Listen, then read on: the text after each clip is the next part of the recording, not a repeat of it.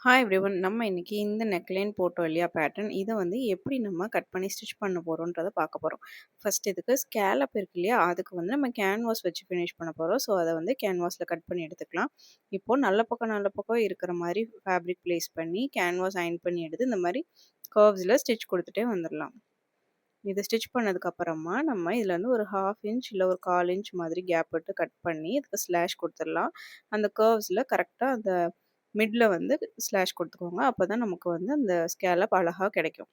நம்ம எந்த ஒரு கேன்வாஸ் வச்சு பண்ணாலும், எந்த டிசைன் பண்ணாலும் அயர்ன் பண்ணி எடுத்துக்கோங்க. ஸோ, உங்களுக்கு ஃபினிஷிங் வந்து பொட்டிக் ஃபினிஷிங் கிடைக்கும். இப்போ நெக் ஃபினிஷ் பண்ணதுக்கப்புறம் இந்த ஸ்கேலப்ப நம்ம 1/2 இன்ச் கொஞ்சம் உள்ள தள்ளி வச்சு தான் ஸ்டிச் பண்ண போறோம். நம்ம அதுக்கு ஏற்கனவே நம்ம கேப் விட்டு தான் கட் பண்ணியிருக்கோம்.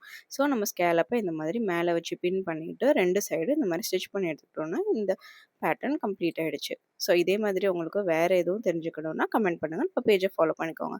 ஸோ, இதோட அவுட்புட் இப்படி தான் இருக்கும்.